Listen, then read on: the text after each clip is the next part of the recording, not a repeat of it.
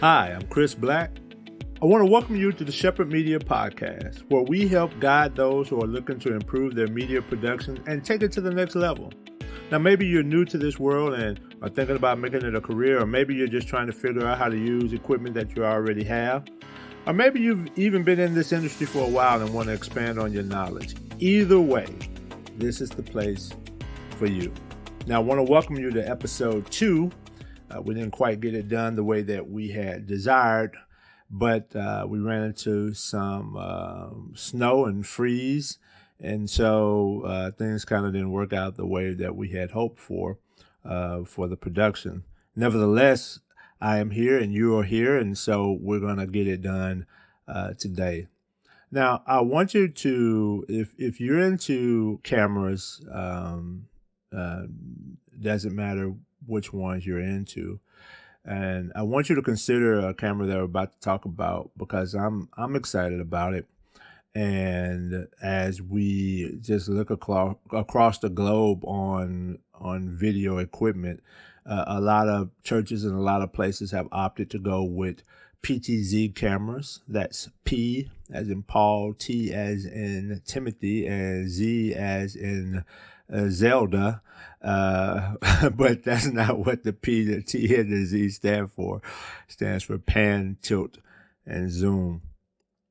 And PTZ cameras are just mainly cameras that can go unmanned. You have, if you're thinking about doing them, you should really get them with the joystick controller. But they have IR remotes, and at the bare minimum, and you can place them almost anywhere, and at a good position where they can zoom in and out and move with the subject. But the one that I'm looking at, we're going to talk about today, is from PTZOptics, and it's called the Move 4K, and it is a really good PTZ camera.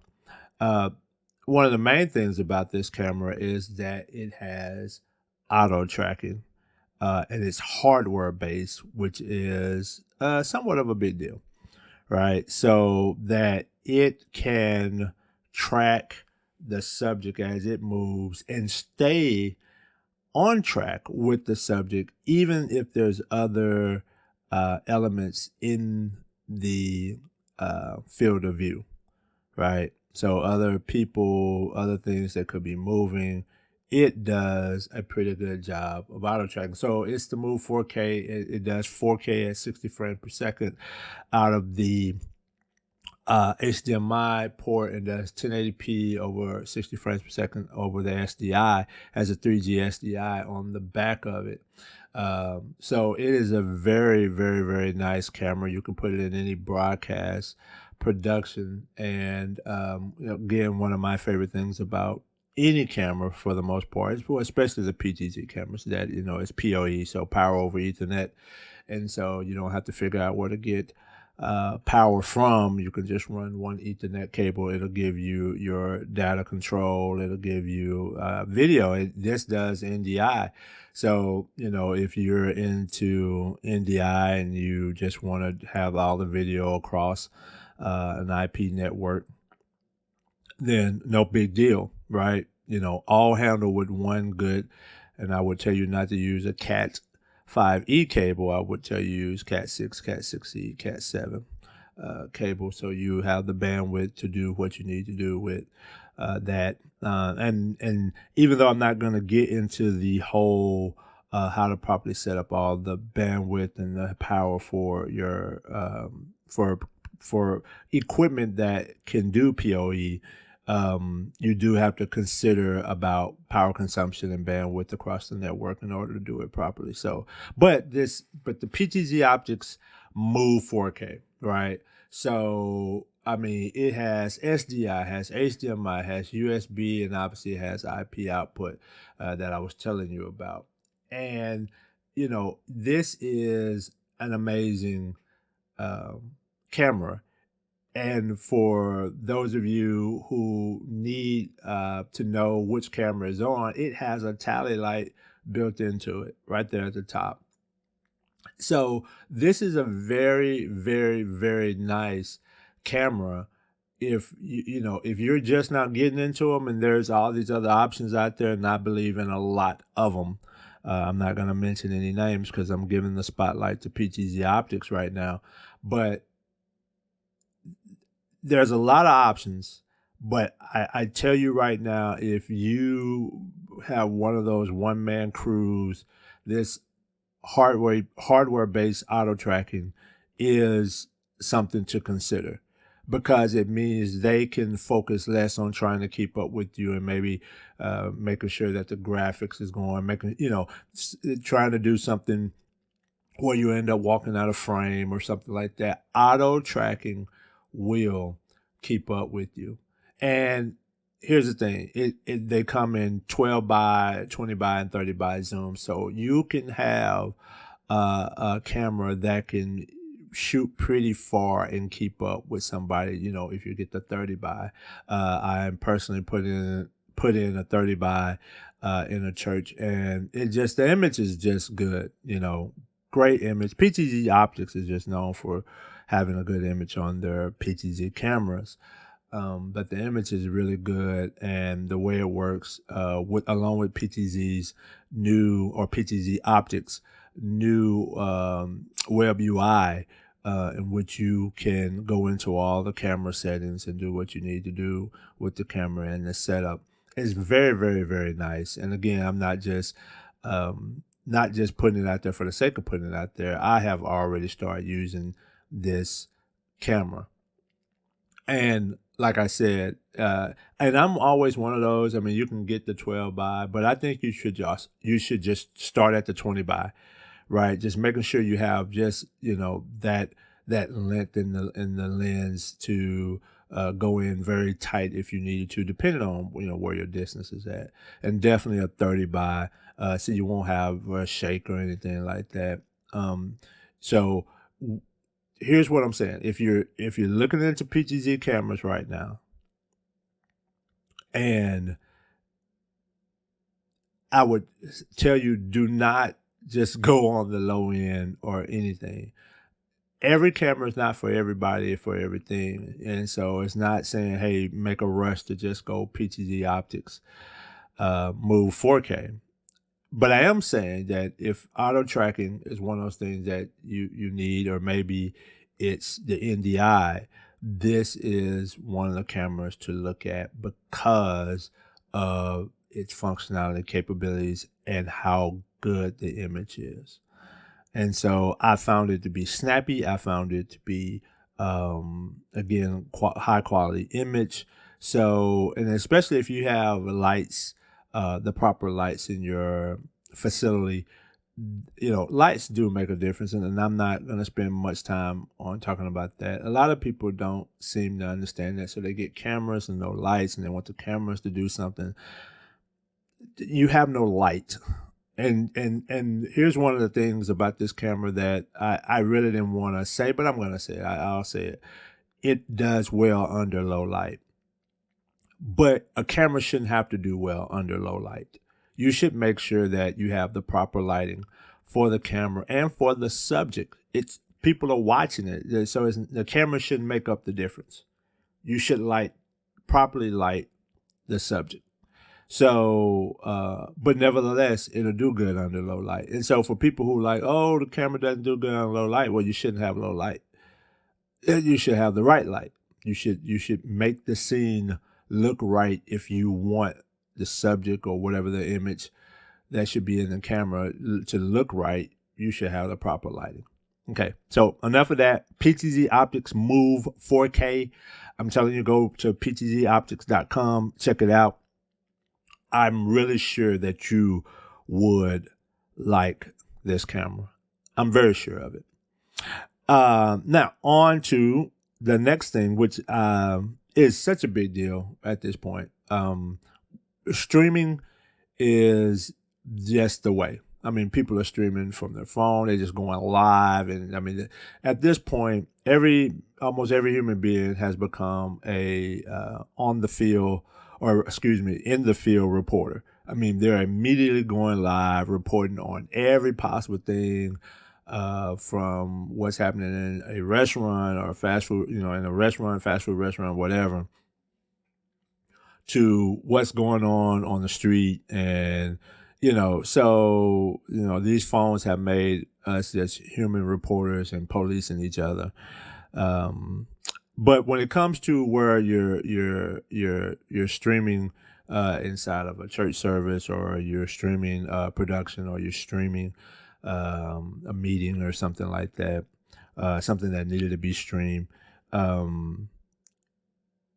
setting up your stream properly is what I'm finding a lot of people don't know how to do and aren't doing properly. It's just kind of like, oh well, we have the internet, so we can do this, but we don't know why our stream seems to be choppy, or we don't know why it seems to be breaking, and come to find that they're trying to stream over Wi-Fi, which you can do, but I would never suggest doing. And they just haven't figured out all the different streaming platforms out there. So really, really quick, I just wanted to go through and just talk about some of those streaming platforms that you can use that would help your situation. And in no way am I saying one is particularly better than the other than this one thing. If you really wanted to see a quality stream, I would consider, one, do you have the proper bandwidth? Are you hardwired to the computer that's going to do the streaming? Do you have a beefy enough computer that that the processing of that it takes to stream whatever it is that you're doing, it can properly do that? Because a lot of people use OBS, and if you're going to use OBS, you need to have fast CPU. You need to have what I consider a lot of cores on purpose, unless the stream is very simple. Because if you're going to do things inside of OBS and have OBS process graphics and videos other than just the video input that's going into it, then you need to have a beefy computer. So, and that's just my first one. OBS Studio. It's free, open source. There's no reason why you shouldn't go live, because OBS exists and it works fine. Now, I've had people say, well, it didn't work good for this, and there's all types of reasons. It really was their computer, or they didn't have enough bandwidth. They didn't even know how to read OBS. Didn't notice that the thing was telling them that, yeah, your stream, you don't have enough bandwidth to stream this, what you're trying to do. But OBS is a good option if you don't want to pay for streaming services. I mean, it's just a good option. So you can look at OBS if you don't want to pay for anything, but you have to know OBS only does one stream. So you have to pick your destination, meaning you're going Facebook, you're going Twitch, you're going YouTube, or any other RTMP based destination. You can only do one. Now, there are some plugins that you can put in OBS that would allow for it to do multiple destinations. But again, you need more bandwidth. You need a beefier computer in order to do that. But you could do it. And again, all of it's still free. So just consider what you're trying to do, because OBS may be the option that you want to go with. But next in line would be Restream. And you can work OBS and Restream together, where you let Restream do the heavy lifting, and you just use OBS to stream to Restream, and let Restream do the streaming to the multiple platforms. That's one way to do it. There's other ways to do it, but that's one way to do it. And that way you kind of see, you have multiple ways to look at the statistics of your stream and know what's kind of going on. But letting Restream your stream to the multiple platforms allows for the Restream program to do the heavy lifting for you, and you don't have to worry about, do you have enough? You take your one piece of bandwidth that you have, send it up to Restream, and Restream takes care of the rest. And it's really, really, really simple and easy to do. So all you gotta do is look up Restream, and you could get going to multiple platforms. They do have a free version, and they have paid versions for you to look into. So you might want to just consider, does it make sense for me to, because I want to go to Facebook, I want to go to YouTube, all at the same time I want to go to some other platform that will go into our website. I want to go to those all at the same time, but our bandwidth is kind of low. Using Restream will help that situation.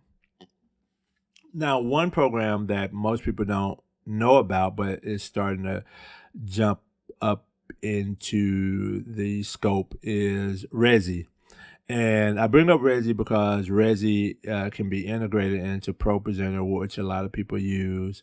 And I've had people ask, well, you can just use Resi. Well, yes, but Resi is and buts always sound like there's a negative coming, but there's no negative. It's just, if you're gonna use ProPresenter and use Resi, which I am suggesting to use Resi now, because Resi is a robust platform. But if you're going to get into Resi, you better be prepared to be a little bit more sophisticated about your stream and how you're doing it, how you set up. And most people that do get into Resi are that kind of sophisticated. If you're kind of having to be the one-man band, I would suggest using Resi to take some of the pain off your own mind. But if you're having to do a lot of work as a one-man army in production, one-man production or something like that, I would maybe think about getting that Resi set up very, very well, and then everything else in your production needs to kind of work around that. Or consider that OBS is your easiest way to go, and because you can always do that on the fly, probably a little bit easier than Resi. So far we talked about OBS, we talked about Restream, we talked about Resi, and then my last one I want to tell you about is StreamYard. Now, if you have not heard of StreamYard, now you have. StreamYard works for the individual, it works for the big production. It will seem like that it's more about the interview style, or having a few people on interview style, but you could use StreamYard to still stream your meeting, your event, your service, and it's just one of those, what I call very simple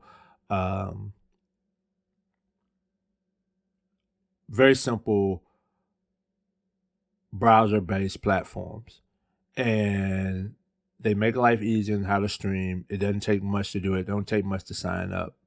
So there's things to consider when you're trying to stream properly. One, having the right kind of computer. So you'll have people talk about Macs, you have people talking about PCs. I can go either way on those. Obviously, though, you have to have some level of understanding about processors and memory and graphics to know what computer configuration is right for you. And so just, consider, if you kind of want it easy, I'm not going to even try to act like it wouldn't be easy just to pick a Mac in a lot of cases. Even now, with the new M2s that have just came out, I would tell most people that the Mac Mini for streaming would be the way to go. The new M2 Mac Mini is just a beast of a machine. Doesn't cost a whole lot of money, and you could stream anything using any one of these platforms easily, as long as you got the bandwidth, right? So Mac Mini, the M2 Mac Mini for streaming, 100%. But there are so many different computers out there that can just do the job. I'm a big MSI computer fan. and they make great computers. And so, it doesn't take much. It's not that hard, but you do have to commit a little bit of time to learn what computer is the right one for what you're trying to do. And then you got to look at your desk space and areas and just make it so that your workflow is easier on you. And with that being said, consider what content that you're making for your streams and for your services, for your events. I want to talk just a little bit about content creation, and in a way that it's not. I know sometimes you want to be more comical or want it to be fun, but just consider what you're doing with your content creation, because in a lot of cases when you're not a YouTuber or one of those ones with a Twitch channel or this, that, and the other, where you're trying to be very, very entertaining, you have to consider that your audience and what they're looking for. So in your content creation, understand your audience. Sit back and recognize that you have this particular audience, whether it's employees or whether it's external customers or whether it's service people, whatever the case might be. You have to consider that, or school and education.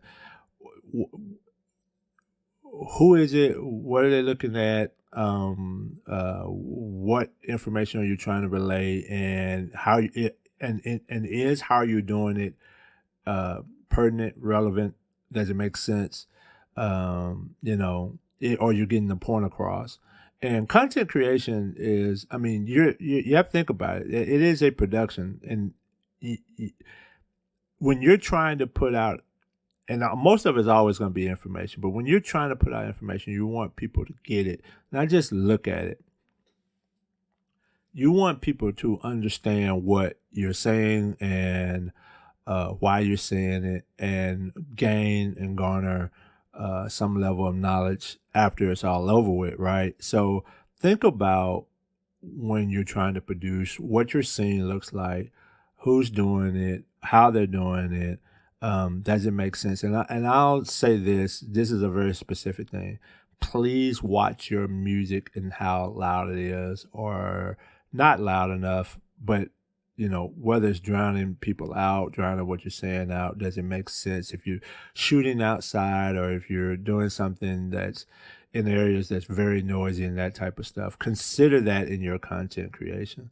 Because that's, one, is distracting, but two, it just makes it not seem as professional.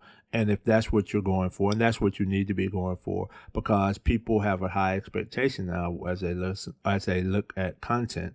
So whatever it is, it behooves you to consider that it takes a lot more talent now than it did a few years ago just to give out simple announcements, because of the way we're raising the production value across the board. And once you get into cameras and projection and into, anything with video, and wanting people to see similarities as they go from one place to another, as they look across the World Wide Web, and again, through the YouTubes, through the Facebooks, through the Instagrams, through the TikToks, through all these different platforms that you could possibly use in your own website, and especially your own website. Matter of fact, your own website should probably be more content heavy than anything else, because you technically should be driving people to your website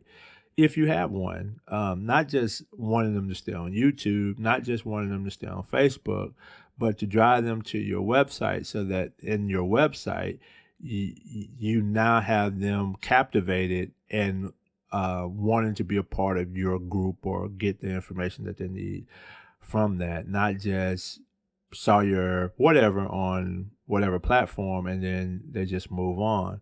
So again, content creation should be with a strategy, and then that strategy gets turned into some tactics that are to be performed to solicit an outcome that has to do particularly with whatever plan or um, uh, or whatever event or whatever should be going on at the time or in the moment. So you just have to consider. So think for instance, if you're thinking about this month and, it being the month of love, right? Valentine's Day is in a few days. And just knowing that if you were trying to get, say, for instance, your house of worship and you're trying to get people to a marriage or a relationship seminar, then that content creation one should have started at least last month, if not in December and November, and then everything that's should be gearing up for trying to drive people, not at the YouTube level, not at the Facebook level, but back to your website where they end up registering and they signing up, and you got them set up to come into town and they can find a hotel and all these type of things, and all the content that you create should be set up around that to drive people to the actual event. And then obviously when they get to the event, all the content inside that seems similar, right? And it all is coordinated to get people into the seats to receive the information that you actually have for them. So anyway, that's just a little bit on content creation. When you're trying to do it, you got to consider again what you're doing, how you're doing it, how you want it relayed. And most of this is going to deal around video. So make sure you have a good camera and make sure you have good lighting. You want to light the subject well because people want to see you and they want it to look like something they can believe that is professional. If they believe it's professional, then you can get to the next step, right? Which is, getting them to possibly buy or consider buying or purchasing or, joining or whatever the case might be. But the first obstacle is for them to overcome. People don't mind when they see itself on this and maybe just, weird orientation of video when they know that it's kind of like that personal video or something like that.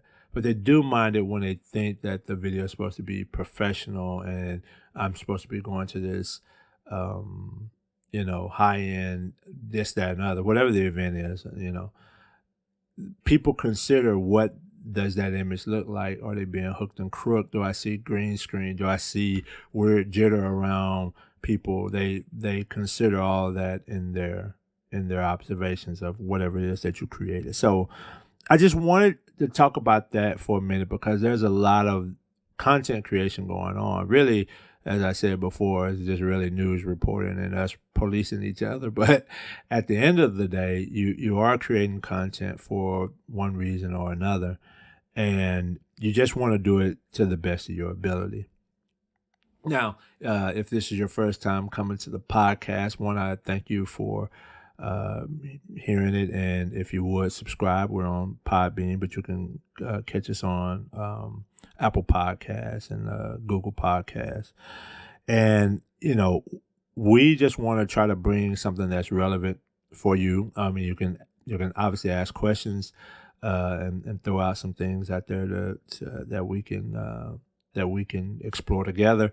But the main thing is that hopefully we give you something each and every week that would help you a little bit more in your own production. So again, we were kind of slated to have a guest, and things just didn't go that way because of the winter storm.